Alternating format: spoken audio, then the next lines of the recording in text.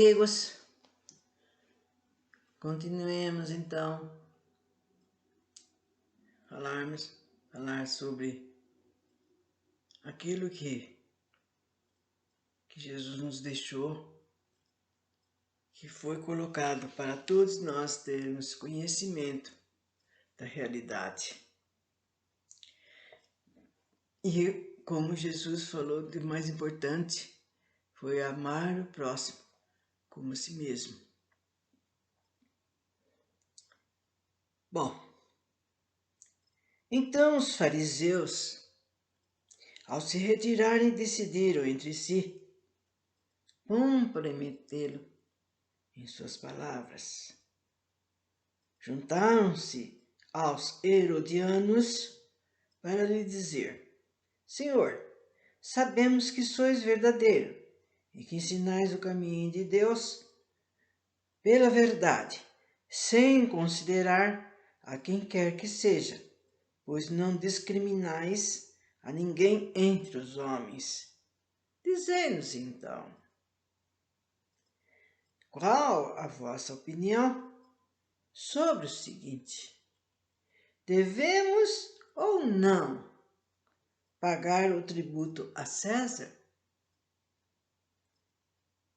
Mas Jesus, conhecendo sua malícia, lhes disse: Hipócritas, por que quereis me tentar? Mostrai-me a moeda exigida para o tributo. E então, tendo eles mostrado a moeda, disse-lhes: De quem é esta imagem e esta inscrição? De César, disseram. Então Jesus lhes respondeu: Dai então a César o que é de César e a Deus o que é de Deus. Ao ouvir isso, admiraram-se com sua resposta e deixando Jesus se retiraram. Mateus versículo 22. A pergunta que foi feita a Jesus foi motivada pelo que o fato que os judeus, tendo horror ao pagamento dos impostos que os romanos os obrigavam a pagar, haviam feito disto uma questão religiosa. Um numeroso partido havia se formado para lutar contra o pagamento dos impostos. O pagamento do tributo era, portanto, para eles, um tema de discussões daqueles dias que os enfurecia, sem o que pergunta a Jesus: devemos ou não pagar os impostos? Por que nós devemos pagar, né? Para ver o que Jesus falava. Não teria menor sentido, então, essa pergunta. A pergunta em si já era uma cilada, e conforme a resposta, pretendiam jogar contra ele a autoridade romana e os judeus discordantes.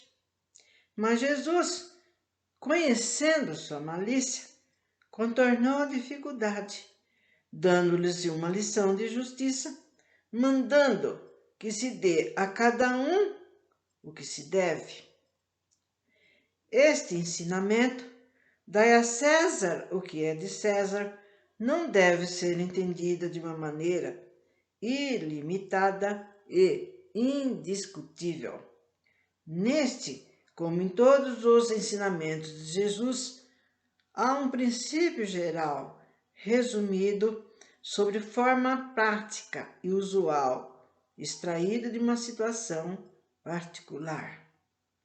Esse princípio é consequência daquele que nos diz: devemos agir para com os outros como gostaríamos que nos agisse, conforme nós gostaríamos, né? Então nós temos que, em resumo, respeitar os outros, assim como nós queríamos também que nos respeitasse. Porque a pessoa respeitando, ele não vai fazer nada de mal para a gente e nem a gente vai fazer, e vice-versa. Ele condena a todo prejuízo material e moral que se possa causar ao nosso próximo, toda violação dos seus interesses, determinando que se respeite o direito de cada um, como cada um deseja que se respeite os seus. Esse princípio estende-se ao cumprimento dos deveres em relação à família, à sociedade, à autoridade, bem como a todos os indivíduos. A lei do amor. O amor é o sentimento que, acima de tudo, resume de forma completa a doutrina de Jesus. E os sentimentos são os instintos que se elevam de acordo com o progresso realizado. Na sua origem, o homem possui instintos. Mais avançado e corrompido, possui sensações. Mais instruído e purificado, possui sentimentos. Do ponto mais delicado e evoluído dos seus sentimentos, surge o amor. Não o amor no sentido vulgar da palavra, mas sim o sol interior que condensa e reúne em seu foco ardente todos os anseios e todas as sublimes revelações. A lei do amor substitui o individualismo pela integração das criaturas e acaba com as misérias sociais. Feliz daquele que no decorrer de sua vida ama amplamente seus irmãos em sofrimento. Feliz daquele que ama, pois não conhece nem a angústia da alma e nem a do corpo. Seus pés são leves e vive como se estivesse transportado fora de si mesmo. E quando Jesus pronunciou a palavra divina, amor, os povos se emocionaram e os mártires, cheios de esperança, desceram ao circo.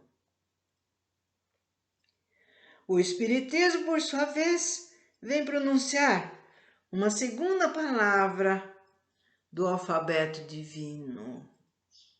Ficai atento, pois essa palavra ergue a laje das sepulturas vazias. É a reencarnação que, triunfando sobre a morte, revela ao homem deslumbrado seu patrimônio intelectual. Ela já não o conduz mais aos suplícios, mas sim à conquista do seu ser, elevado e transformado. O sangue resgatou o espírito e o espírito deve agora resgatar o homem da miséria. Miséria espiritual.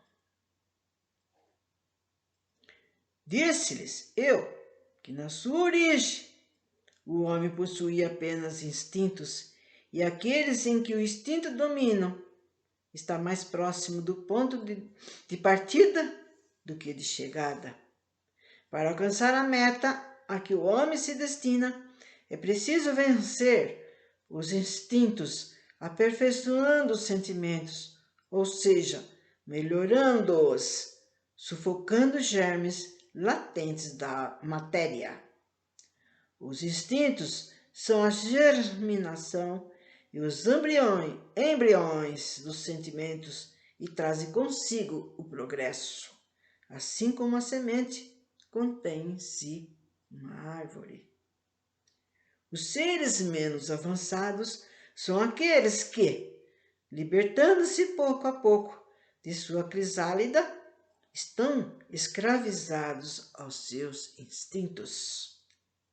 O espírito deve ser cultivado como um campo, e toda riqueza futura depende do trabalho atual, e mais do que os bens terrenos, ele vos levará à gloriosa elevação. É então que, entendendo a lei do amor que une todos os seres, encontrareis as suaves palavras da alma, que são o início das alegrias celestes. E assim, por hoje, por agora, terminamos para voltar noutra ocasião. Que Jesus nos abençoe a todos.